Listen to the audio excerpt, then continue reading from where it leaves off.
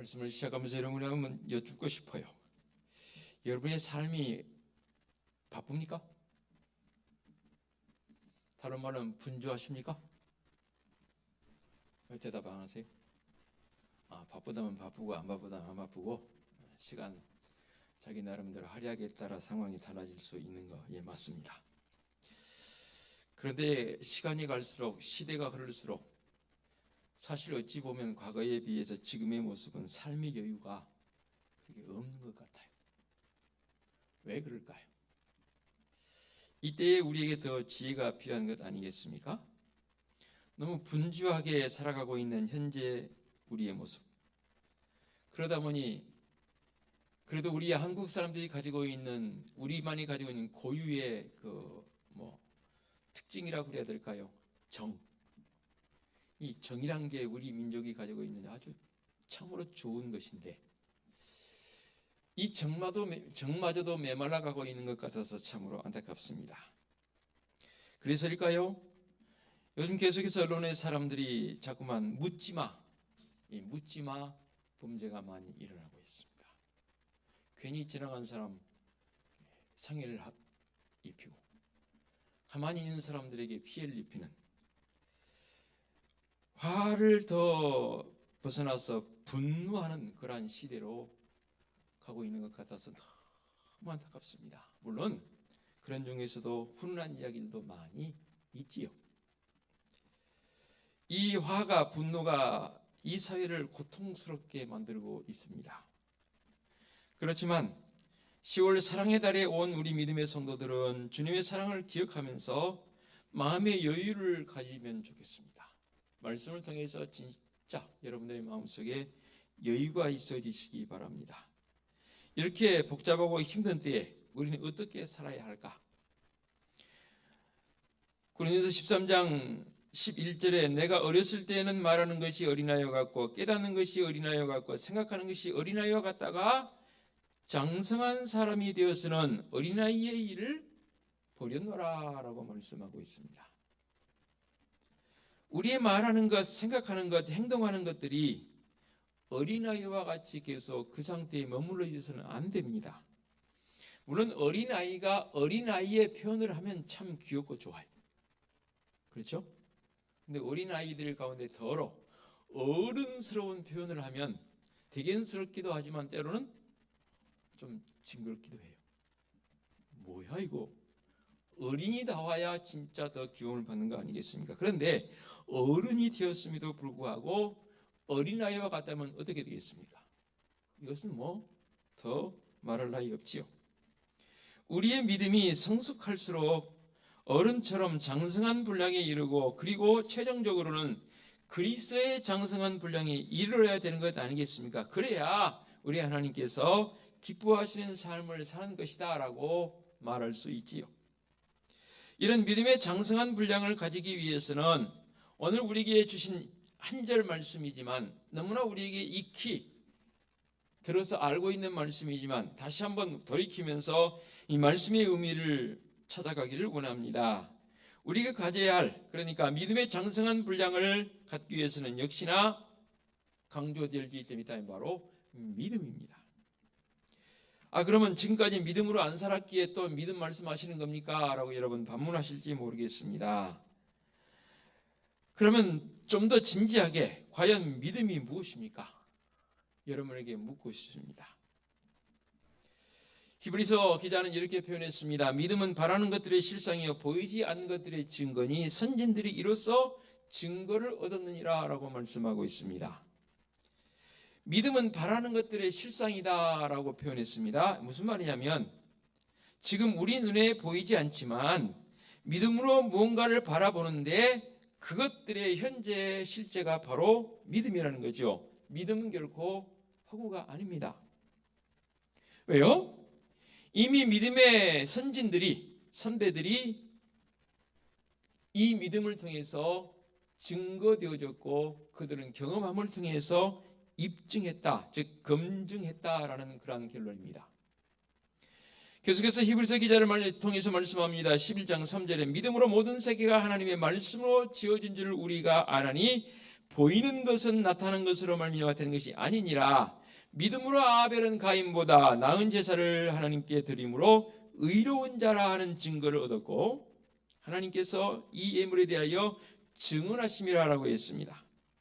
그가 죽었지만, 아벨은 죽었지만 그 믿음으로써 지금도 말하느니라.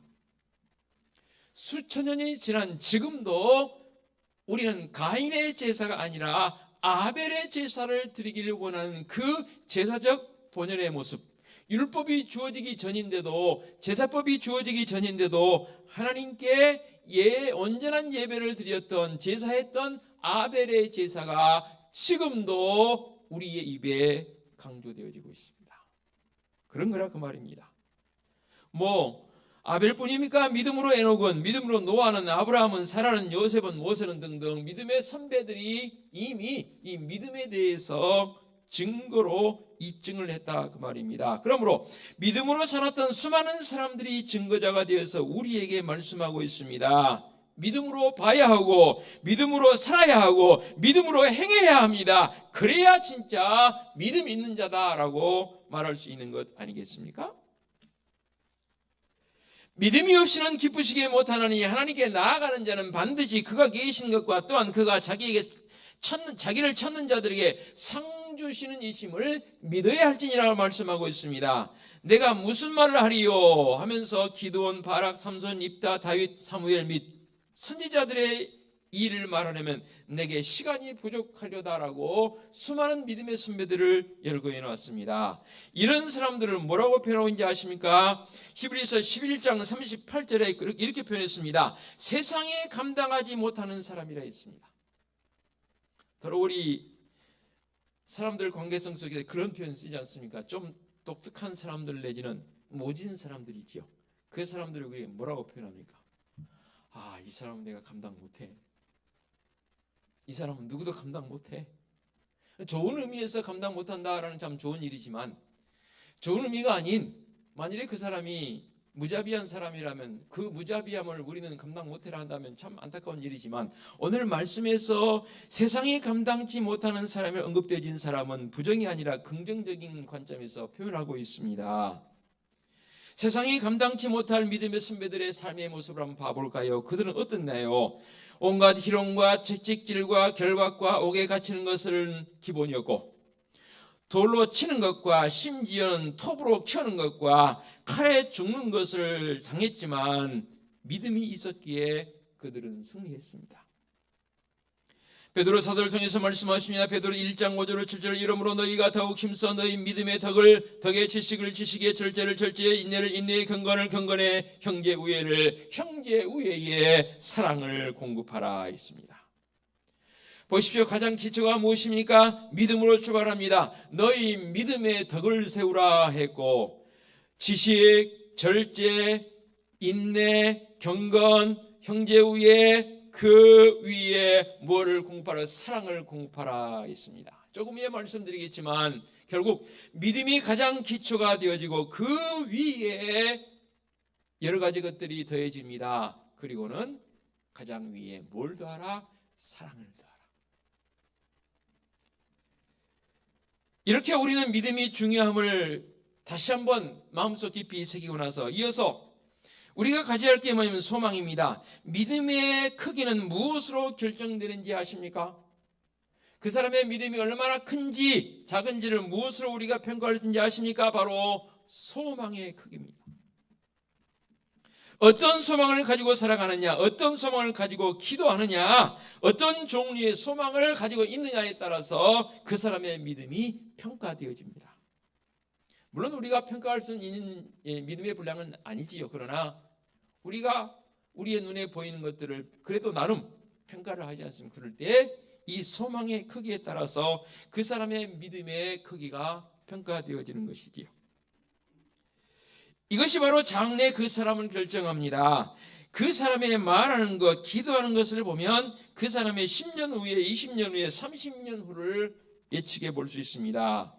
그러면 이 사랑의 달 10월에 여러분에게 묻겠습니다. 여러분 어디다가 소망을 두고 사십니까? 여러분의 소망은 무엇입니까?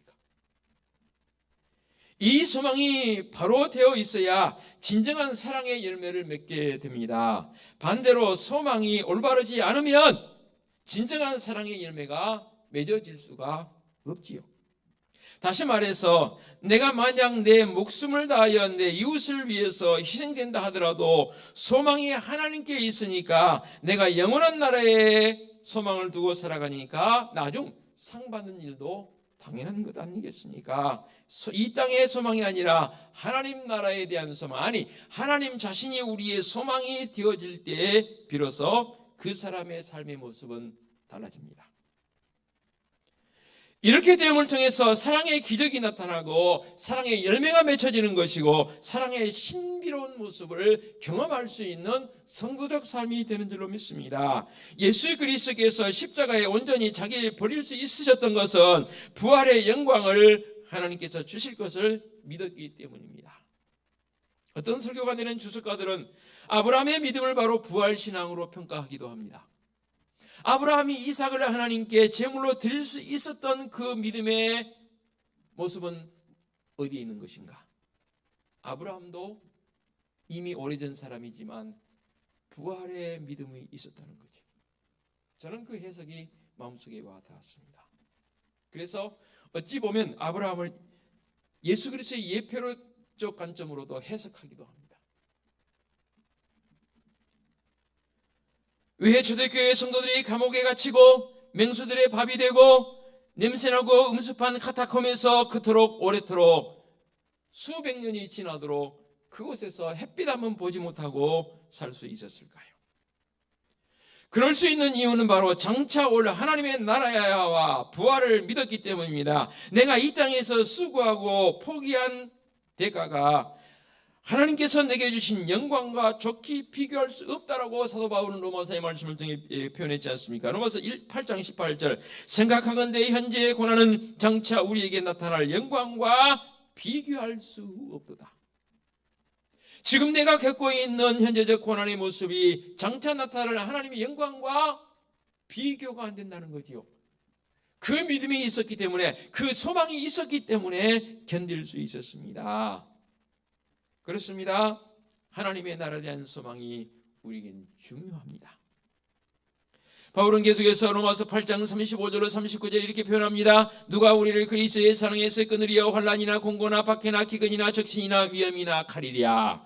기록된 바 우리가 종일 주를 위하여 죽임을 당하게 되며 도살당할 양같이 여김을 받았나이다 함과 같으니라. 그러나 이 모든 일에 우리를 사랑하신 이로 말미암아 우리가 넉넉히 이기느니라. 내가 확신하노니 사망이나 생명이나 천사들이나 권세자들이나 현재일이나 장래일이나 능력이나 높음이나 깊음이나 다른 아무 피조물이라도 우리를 우리 주 그리스도 예수 안에 있는 하나님의 사랑에서 끊을 수 없으리라. 누가 우리를 그리스도의 사랑에서 끊으랴? 절대 끊을 수 없고 끊을 수 있는 게 아니라는 거지요. 종일 우리가 죽임을 당하고 도살당한 양처럼 끌려다닐 고통의 현장에 있었을지라도 모든 일에 넉넉히 이기느니라 라고 있습니다. 시대의 흐름 속에서 사람들은 점점 메말라가고 잠들은 분주해 가지만 그 속에서 성령의 임재가 있는 사람들은 하나님의 사랑을 경험한 사람들은 결코 그들과 같을 수는 없는 것 아니겠습니까? 왜 이런 고백을 하게 됩니까? 종일 죽임을 당하는 것 같은 고통을 겪으면서도 도살당할 양같이 도살장으로 끌려가는 그런 참으로 처참한 상황이 있을지라도 이런 고백이 나올 수 있는 것은 내일에 대한 소망이 있습니까? 바로 내일이 우리 하나님이시기 때문입니다. 계속해서 바울은 로마서 5장 5절에 이렇게 고백합니다. 소망이 우리를 부끄럽게 하지 아니함은 우리에게 주신 성령으로 말미암아 하나님의 사랑이 우리 마음에 부은 바 되었느니라. 바로 전에 유행했던 요리 프로그램이 저도 있어서 잠시 한번 봐본 적이 있습니다. 음식 재료도 중요하고 익힘 정도 다 중요한데요. 그 음식의 맛을 좌우하는 것은 주로 보면은 소스더라고요. 그렇죠? 소스를 어떻게 만드느냐? 소스를 잘 만들어서 옆에 두거나 아니면 그 음식에 부거나. 예를 들어서 감자 푸딩을 만들었을지라도 감자 푸딩만 가지고는 그렇게 맛이 나지 않아요.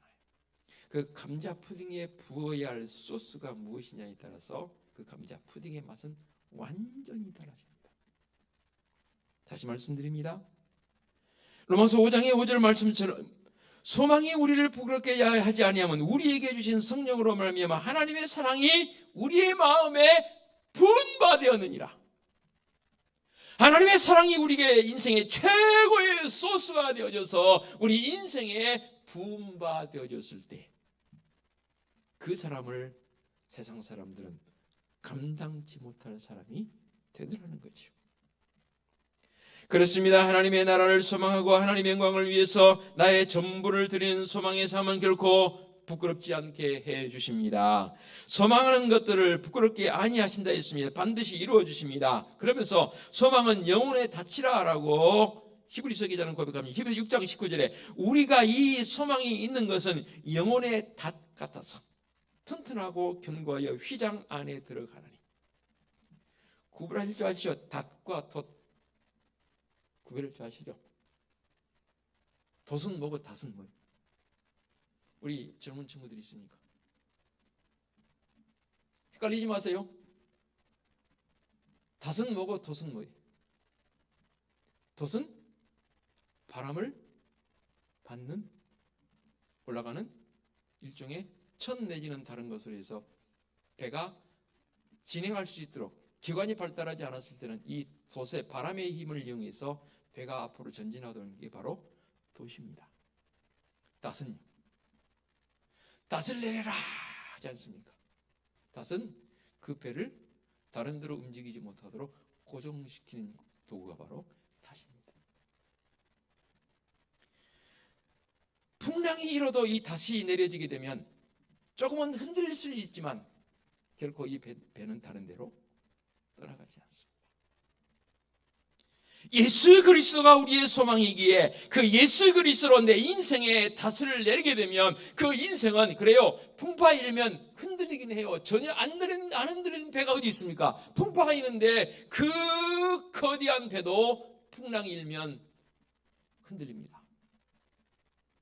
언젠가 한번 일본 배를 타고 가본 적이 있습니다. 저도요. 정말로 큰 배입니다. 그런데 갈 때는 좀 덜했어요. 바람이 안 불어서. 올 때 상당히 바람이 불었는데 흔들리긴 흔들리는데 상당히 기분 나쁘게 흔들려요. 그래서 이제 멀미는 안 하지만 밤이니까 자고 싶어서 배 안에 들은 침대에 누웠습니다. 한 사람만 딱 잘 수 있도록 여러분 타봐서 아시죠? 다시 말씀드리면 기분 나쁘게 흔들린다는 무슨 말이냐면 차라리 그냥 이렇게 요동 있게 흔들려 버리면 어떻게 대치를 해보겠는데 자고 있으면 좀 가면 쭉 올라간 듯 하다가 우 내려가는데요. 이게 사람 더 마음속에 다시 표현합니다. 기분 나빠요. 그래요. 큰 배도 흔들리긴 해요. 그러나 탓을 내려놓으면 예수 그리스도의 이끄심 따라 그 바운더리 안에서 결코 내 인생이 다른 데로 흘러가지 않습니다. 예수 그리스도가 그래서 우리의 소망이 한다는 사실이 중요한 것이요. 인생의 탓을 내려야 되는데 예수 그리스도가 내 소망인데 그 소망의 탓을 하나님이 나의 소망의 그 탓을 내 인생에 내려보시기 바랍니다. 세상의 풍랑의 바다에서 흔들릴 수는 있지만 결코 다른 데로 가지 않습니다. 계속해서 그러면 소망의 씨앗은 어떻습니까? 척박한 이 땅에 무엇을 심냐에 따라서 언젠가 우리는 수확을 거둬야 되는 거 아니겠습니까? 그러면 믿음으로 심고 소망으로 북을 돋아 주어야 합니다. 농사 지어보신 분들은 아시죠? 그리고 사랑으로 부지런히 가꾸어야 합니다. 가끔 텃밭하는 것을 저 보기도 합니다. 또 저도 시골 내려가서 제 부모님 도와서 텃밭을 이렇게 도와드리기도 합니다. 올해는 못했지만 지난해까지는 해봤는데요. 심고 북 돋아주고 놔둬버리면 안 됩니다. 사랑으로 부지런히 가꾼다는 말은 무슨 말이냐면 가물으면 때로는 물도 줘야 하고 자라는 잡초들을 제거해줘야 본연에 내가 심어놓은 그 곡식 내지는 그 식물이 잘 자랍니다. 심고 복 두다줬으니까 놔둬버리 방치해버리면 어떻게 되는 줄 아세요? 자라긴 자라는데 제대로 자라지 않습니다. 우리가 가져야 할 일은, 우리가 가져야 할 최고의 중요한 것은 바로 이 사랑입니다. 사랑은 사랑인데 어떤 사랑입니까? 아가페의 사랑입니다. 아가페의 사랑은 측량이 불가능합니다. 그러나 에로스의 사랑 내지는 부모의 사랑, 부부의 사랑, 친구의 사랑, 부모와 자녀가의 사랑들은 측량이 가능합니다. 아직도요. 최근에 들은 소식입니다.